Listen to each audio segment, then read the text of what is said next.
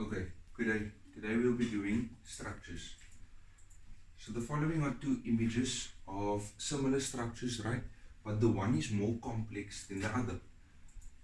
So firstly, what are structures? Structures is something that are arranged or put together in a specific way and is made up of different parts. Most structures are designed to remain stable and rigid, which means they could not break or crumble or topple and fall over if something heavily is placed on top or against them.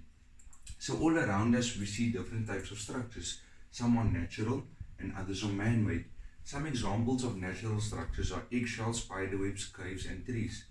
Man-made structures, some examples are bridges, towers, houses, shopping bags, cups, etc.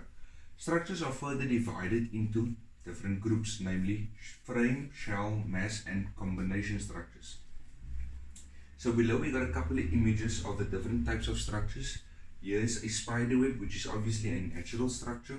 Then we got the Taj Mahal, which is a man-made structure. Then we got a solid iceberg, which is also a natural structure. So let's get into the different types of structures.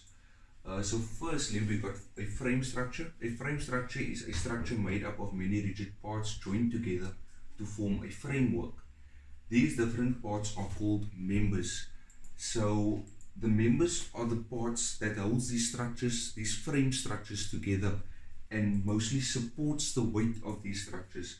So here you can see, as we mentioned before, they go from simple to complex. So the most simplest structure that we have is a soccer net. The next thing we have is a Hydra tower made out of steel framework. Then we got the skyscraper. Reinforced concrete beams and columns provide a structure of a skyscraper. The weight of the outer shell of concrete and glass hangs on its framework. The next structure we're going to be looking at is a shell structure. So this is a round, enclosed-like structure. A shell structure is more enclosed than frame structure. It surrounds and encloses something. So here are some examples, such as a lobster, which is a natural shell structure, as it has an exoskeleton. Then we also got some man-made shell structure, such as the stove, which shell is sheet metal. Then we also got a water tower. The sphere on top of the water tower does not contain any internal framework.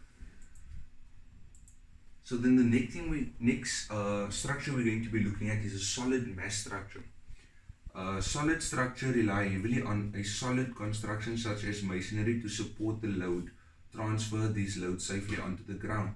The advantages of these structures are that they are held in place by their own weight. So here are some examples, such as a dam. A dam is basically a solid mass structure. Although there are many small control rooms enclosed inside, the walls are very thick in proportion to the space inside. Then we have the Statue of Liberty. The statue is made from material poured into a mold and is solid. Then we have the last structure, which is combination structure. This is self-explanatory. So it's basically a combination between a shell and a frame structure.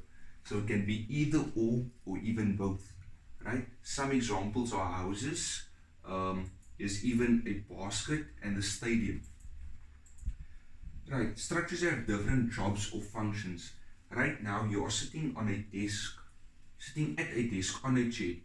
Soon you will be writing things in a book with a pen or pencil. The book rests on your desk. All these objects are called structures.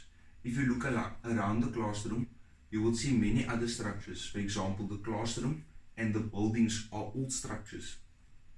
So what are the functions of these structures? Right?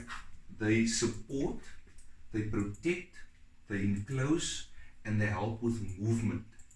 So in conclusion, what I can take away from this lesson is that structures can be shaped as a shell or a frame.